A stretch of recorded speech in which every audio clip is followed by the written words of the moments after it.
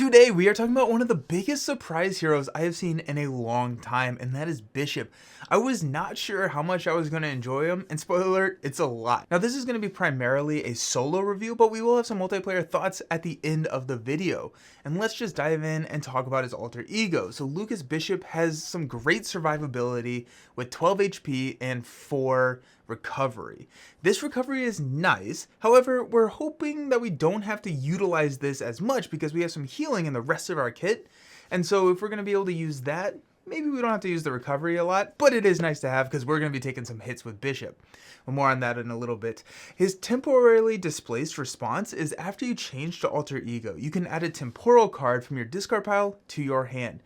This can be incredibly impactful. 7 of his 15 cards are temporal traded, including his 3 stored energy cards. These are double resources that have a punch and a lightning resource on them. So if you need to play a card, you can flip, grab a double, and play and use that double to play it. You can actually even use stored energy twice in a turn. Use it in hero form, flip down to Lucas, add it to your hand, and spend it again. Now, a lot of the times I'm going to grab these stored energy cards with this ability because Bishop works really well off of wanting to have as many resources in his hand as possible, so this is a great way to grab more and keep them in the rotation. That being said, 2 of his key pieces are also temporal traded. He has his uniform and his rifle, so if these are in the discard pile, you best believe I'm grabbing these instead. And this is going to transition us into talking about his hero form. So when we flip the card over, Bishop sports a 2-2-1 stat line, which is a little bit under what we're looking for. Typically what we're looking at is we want like a combined total of 6 across these stats, but I never really find myself using his defense, so the 2-2 and thwart attack is nicer to see than having like a 1 in one of those stats, because those are the stats I'm utilizing the most. And the reason why I'm never really using his defense ability is his energy absorption printed response, which states that after he takes any damage from an attack, discard that many cards from your deck, and you get to add each resource card you discarded this way to your hand. So if we're using our defense, we're effectively just discarding 1 less card. Now, there are situations where you want to use the defense because you're going to die if you don't, but let's not get to that point. So why is this important? This is where we're going to circle back to the uniform. So Bishop's uniform states that after you resolve his hero ability, you can exhaust the uniform to heal equal to the amount of resource cards you currently have in your hand, which can be so incredibly powerful. And one thing I've seen in my plays is that you want to trigger this after the last enemy attacks you. For some reason, this probably seems pretty intuitive, but for me it took a while for me to understand this for some reason. But like let's break it down in a hypothetical. So if you're going to take a villain hit for 5 and a minion hit for 2, trigger the uniform after the minion attack, because you get to choose and you get to use your energy absorption after every attack, but the uniform only once. So if you discard 5, you get 3 resource cards, and then you discard two more from the minion attack and you get 1. All those are cumulative, and now you can heal for 4. And there are actually times where you can heal for like 6 or 7 pretty easily, especially when you're comboing off his defense event, which is energy conversion. And so this says when an enemy attacks you, you shuffle every resource card from your discard pile back into your deck, and then you can't take more than 3 damage. So you're locking and saying, I'm only taking 3 damage, which means you're only going to be able to discard 3 damage.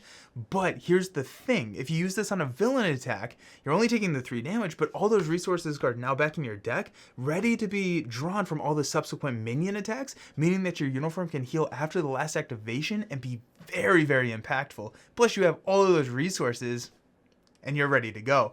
And if that wasn't enough, you get to carry all of those resource cards you just drew into the hero phase when you can blast the face off the villain with your rifle, which deals an amount of damage equal to the number of resource cards in your hand, and this has no limit. So you can hit for straight up 10. If you had that many resource cards in your hand, you can hit for 40. If somehow, well, actually I think you lose the game if you deck out, but as many resources that you have in your hand, you can hit for that many, which is insane. I'm actually kind of curious, and this is a question I want to ask you all. What is the most you've ever healed or attacked with your uniform and rifle? Let me know down in the comments, because I can see there being some pretty insane values thrown out there.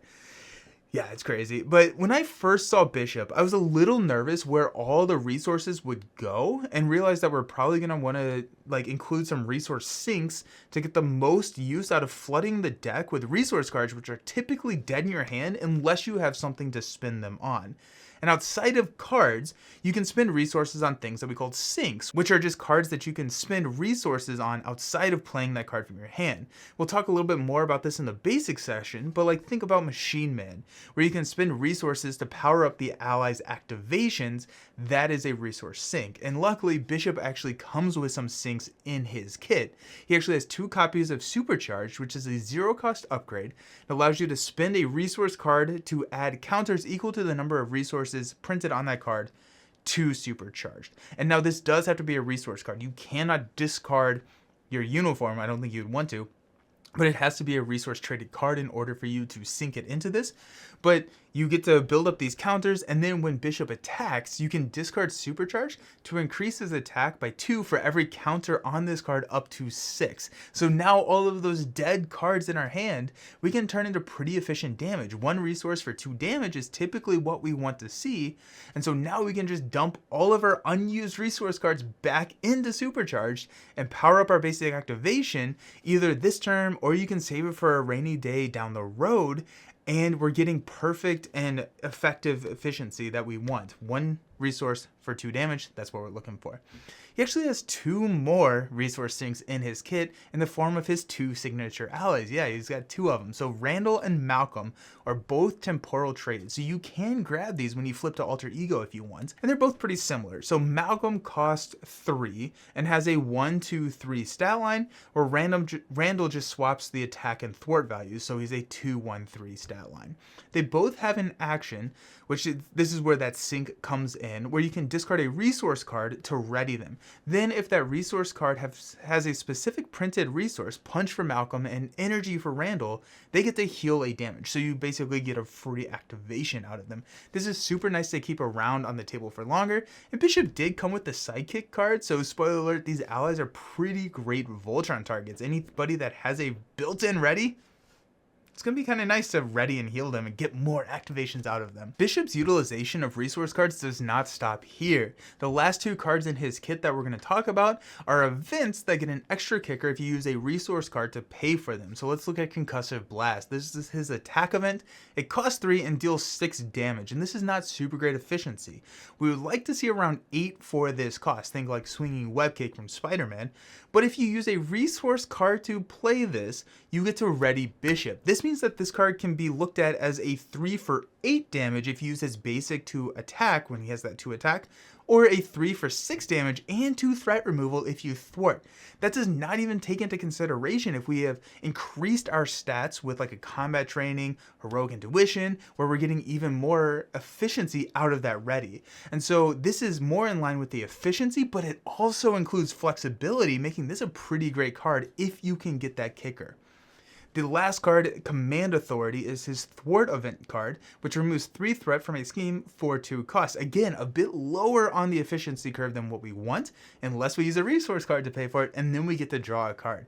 Now this is better, and 3 threat, especially in solo, is a great pocket of threat removal. It clears most of the player's side schemes, and there are very few schemes in the game that a basic activation from Bishop plus Command Authority cannot clear, and so it makes Bishop a pretty effective thwarter, and you're getting that rebate of a card draw. And so now if we're using a strength to play Command Authority, we may be able to draw into something which can extend our turn and get even more efficiency out of our player phase. Bishop has an average cost per card of 1.53, and honestly one of the stranger curves I've seen. I don't think I realized that he actually doesn't have any 1-cost cards until I grabbed this graph, but I just thought that was funny. I don't know if I've seen something like this where, you know, you drop down to 0 and then go up and be even again. But anyways, that puts him on the lower end of cost curves, which is crazy because he is so rich. I often find myself in situations where I have more money than I have cards to spend on, which is the opposite of my normal problems in Champions,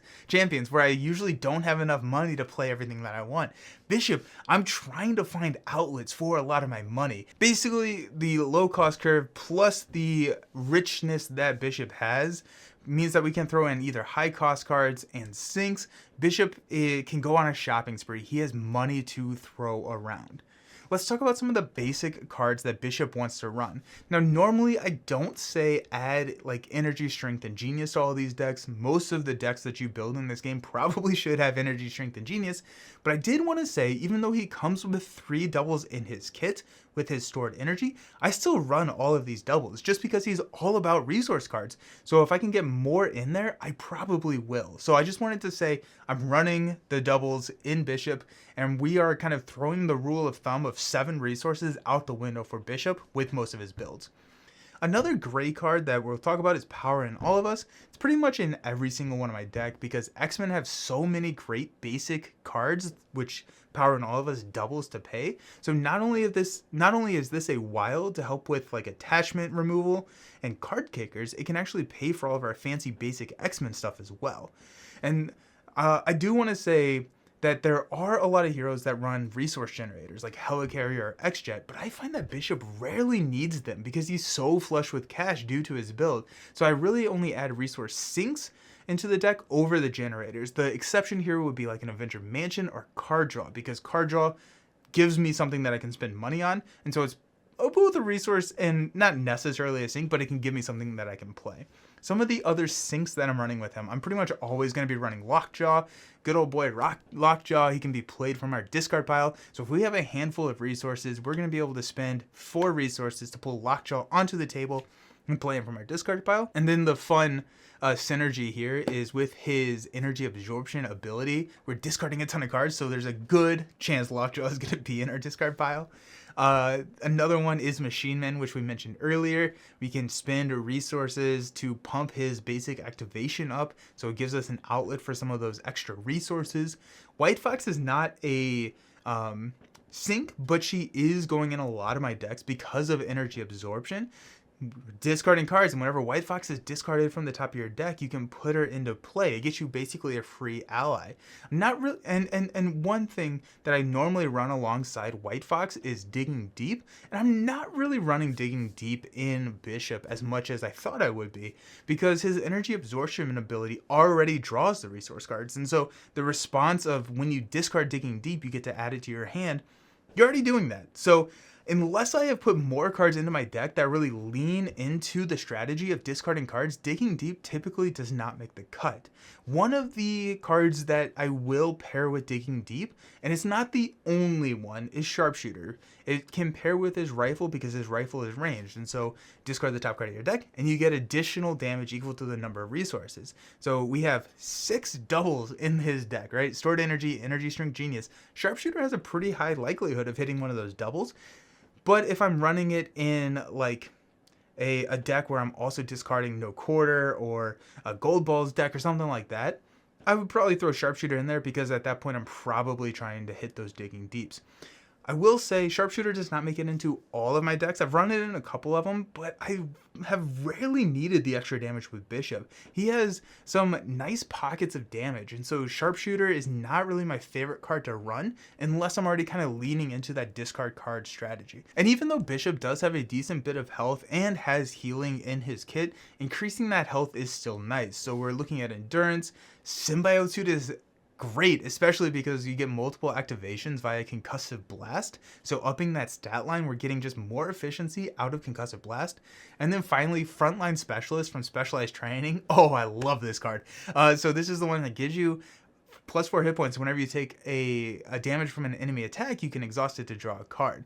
And sequencing here, one thing that I will say is that I like to draw the card first because of the timing on the uniform. So I will typically choose, because you can choose the responses that you, in what order you activate responses. So I'm going to choose to trigger Frontline Specialist to draw that card because I could potentially draw into an extra resource that with this card draw, and then discard and take all of the cards from Energy Absorption before using our Uniform, because Uniform has to be activated right after Energy Absorption, and so I want to get that card draw before I start discarding cards. Just maybe we get an extra heal, and that's always kind of fun. Let's talk about the aspects, and we're going to be ranking these from least good into best, and once we get to my favorite, I will call that out as we go along. In 4th place, we have Aggression. Hand Cannon plus Supercharged is an insane way to clear out some minions. Hand Cannon gives you that overkill. Supercharge gives you a plus 10 attack when you're using it with Hand Cannon, or a 10 attack when you're using it with Hand Cannon. So you're overkilling like crazy, and if you combine this with like a Moment of Triumph, you can have some massive, massive healing. The reason that Aggression is in 4th is because he's already really good at dealing damage, and while this is good, it's just not as flexible as some of his other aspects, especially when it comes to the amount of card draw the other aspects can provide. So that takes us into 3rd place, which is going to be Justice. And this is kind of built around, I think his most effective build in Justice is One Way or Another in a solo game with Skilled Investigator. Bishop is pretty adept at threat removal, and so let's turn that strength into card draw, which then in turn gives us something to spend those resources on. And so one way or another, we can go find a side scheme. We can clear that side scheme.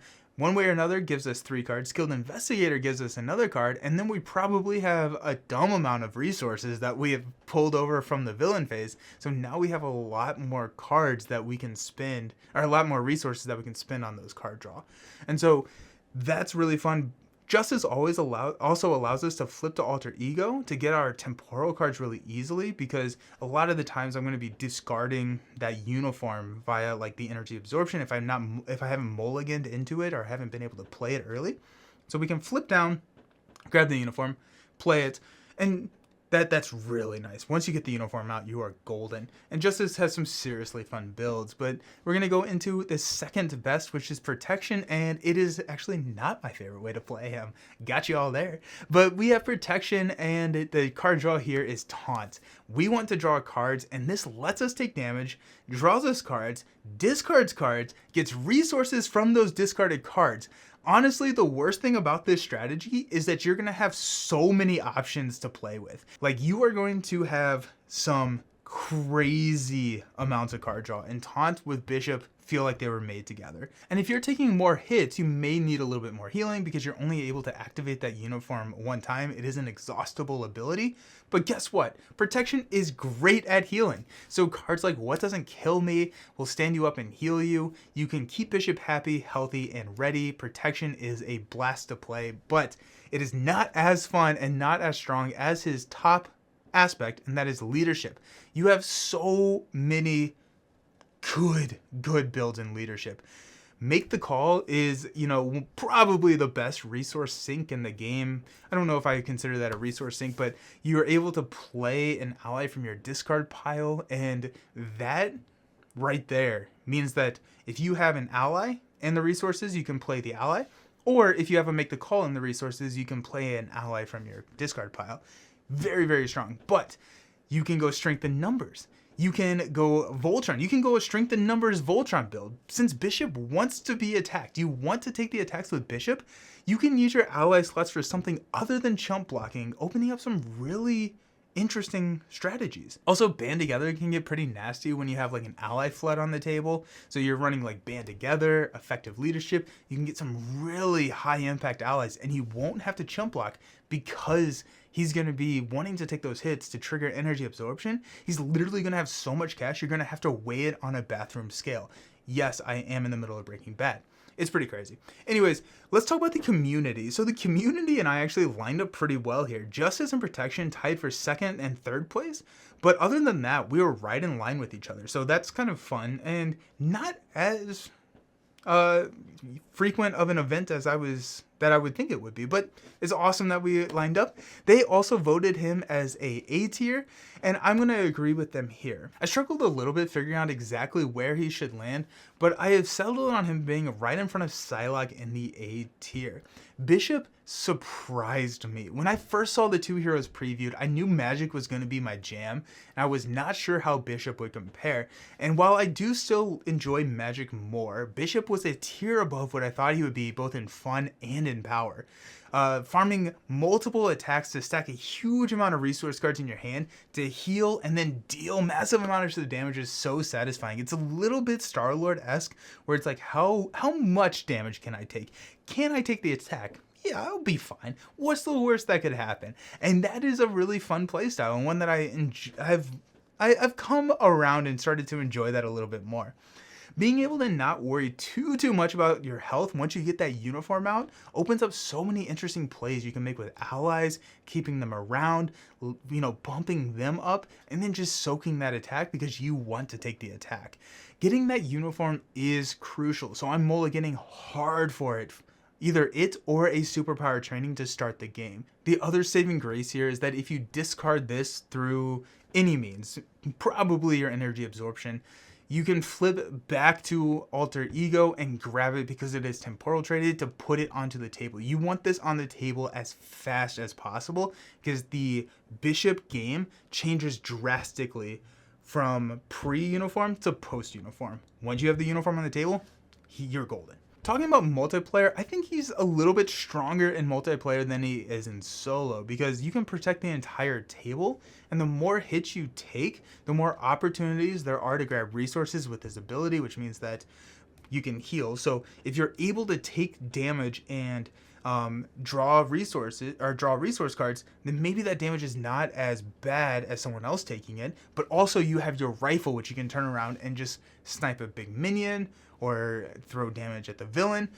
Bishop in multiplayer feels very flexible. He can fit a lot of different roles, but probably his best bet is going either like a high protection, either him doing all the defending or him doing a lot of the defending, and your allies, bringing along some allies to protect the table around. But he can protect the table very well.